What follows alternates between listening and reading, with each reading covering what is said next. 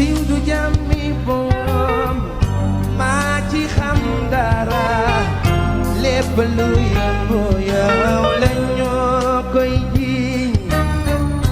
yëguloo fekke woo. Salut amis internautes de VIPpeople.net di am mbégte ak contentement comme ni ma koy waxee saa su ne di leen dalal seen biir site yi di VIP People ak VIPinfo.net ñëw leen nag ci seen biir émission bi ngeen di xaarandi saa su ne di 100% people nga xam ne ñoo leen di jégleel tout ce qui est information people ak faits divers yi gën a fës ci biir internet bi. ñu tàmbalee ko actualité people du net kookee nga xam ne nag moo di Bijou Ngoné moom nag nekk foofee ca 2STV bi démb nag bi mu doon def plateau confrontation wam ci la daal di profito daal di nag remercier sagal ak tamit di daal di félicité waat kookee di collègue am di xaritam di doomu ndeyam aussi di kookan la muy Ndeye Ndack Touré ci loo ko daal di wax nee na nag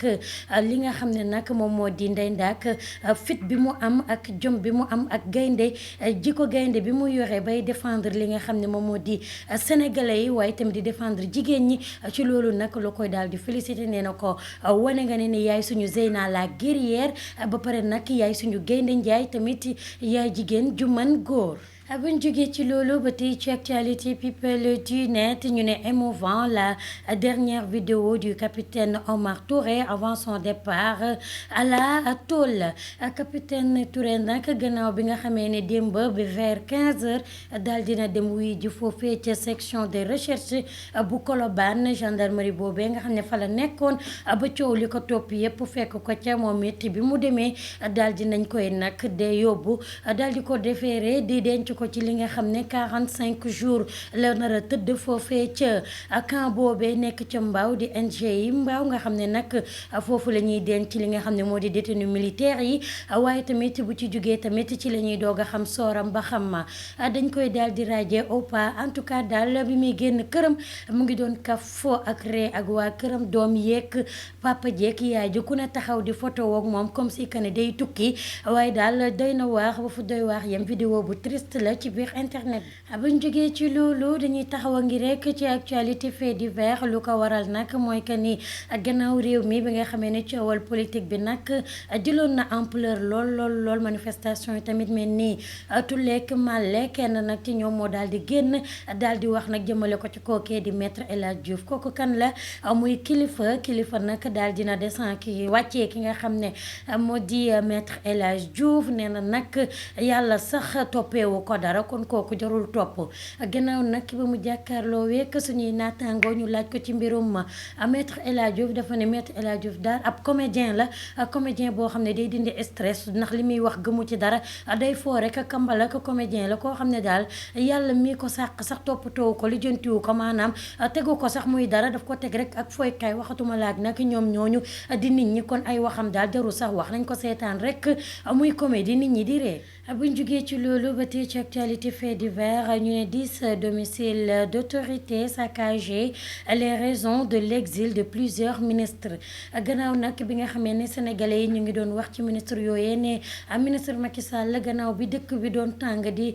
bëgg a xar ñoom nag dañoo daal di daw ku ne uti fi nga jëm lu waral nag ñu daw ñoom nee nañ leen kese la parce que tamit lu toll ci 10 ci seeni autorité 10 maisons ci seeni autorité daal di nañ koy saccagé looloo waral nag ñi daal di daw dem tëdd ci hôtel yi ñi daw dem Touba ñeneen ñi daal di daw génn sax maanaam réew mi loolu moo ko waral mais bu doon loolu ñoom duñu daal di génn comme que nag jamono ji seen bakkan a ngi woon ci xottu gerte moo tax ñu daal di daw génn réew mi. buñ jógee ci loolu dañuy daal di demaat ci beneen actualité fait divers bi nag mu ngi concerné suñu naataango boobee di Pape Djibril Fall nekk foofee ca Télé Futurs Médias moom it daal dina génn wax li nu mel mu ne lan ne non je suis copieusement insulté par des autorités maanaam tout le temps ay autorités ñoom ñoo koy xas di ko saaga di ko wax naka sudul noonu lan moo ko waral leen dong la mooy que ni analyse yi nga xam ne mu ngi koy faral di def jëmale ko ci réew mi war a tamit jëmale ko ci régime bi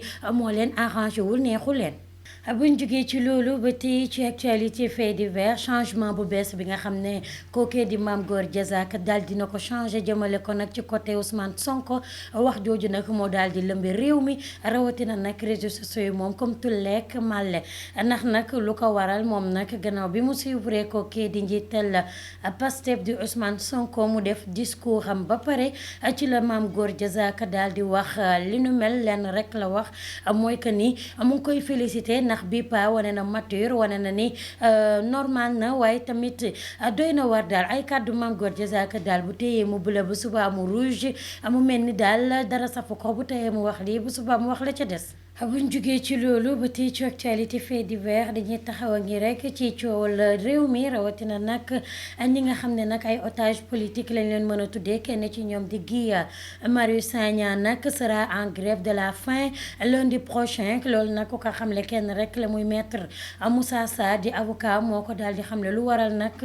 Guy Marius Sagna di delluwaat ci grève de la faim boobee mooy que ni depuis bañ ko mettre sous mandat de dépôt maanaam bañ ko jàppee ba yóbbu ko ci prison Cap Manuel boobee nag amul dara lu changé ci li nga xam ne moo di dossier am rawatina nag ci nekkinam foofee loolu nag moo metti ki nga xam ne nag moo di Guy Marius Sagna ba léegi kenn waxul ci ay waxam dañ ko fa daal di teg rek mel ni meuble moo tax nag mu mer ba futtu ba fas yéene nekk lundi bi fas yéene démarrer li nga xam ne moom moo di grève de la faim. buñ jógee ci loolu nag ñu daal di ñëw ci li nga xam ne moom moo di coowal réew mi la ñuy taxaw ngi waaye foofee ci groupe Futurs Médias la ñuy dem ndax démb ci seen émission boobee di jàkkaarloo ki nga xam ne moo di Bouba Ndour daal dina mer ba futtu nee na nag coow li nga xam ne moo indi dee bi nga xam ne moom la nit ñu bari daal di génn àdduna muy coowal Ousmane Sonko Adji Sarr bi buñ ko bàyyi noonu mu sedd nañ ko continuer ba jusqu'au bout su dee ki nga xam ne nag moo di Adji Sarr moom moo daal di fen ba causé dee yu bari yooyu yeeg blessé yu bari yi moom en personne Bouba Ndour dina dem porter ko plainte ndax yabul nit ñi ba tax rey fi lu fi ay doomu jàmbur ba yàq fi ay bagage su jàmbur wala tamit ñu agressé ay nit ci loo xam ne ay fenu neen la wante yemu ca moom it nee na bu fekkee ne nag Adji Sarr moom la ñu mujj wax ne moo am dëgg Ousmane Sonko nag moom moo waxul dëgg nee na boobaa moom it dina porter ko kii di Ousmane Sonko nee na en tout cas ci ñoom ñaar képp koo xam ne rek daal dina fen jëmale ko ci dossier bi bés bu ñu xamee vérité bi fu mu féetee moom dina jug porter la plainte ndax du yoon ñu indi fii wax joo xam ne amul bopp amul génn ba ñu bëri daal di ci faatu ci coow loo xam ne am na ci loo xam ne kenn dëgguwu ci. Voilà, c'était votre émission 100% people ñu doon am mbégte ak contentement comme niñ koy waxee saay su ne doon leen jox nag tout ce qui est information people ak fait divers yi gën a fës ci biir internet bi di leen jox dig daje à lundi inchallah. D'ici là, portez-vous bien et je vous souhaite un bon week-end. siiw du jàmmi boom maa ci xam dara lépp lu yëngu yow la ñoo koy ji yëguloo fekke woo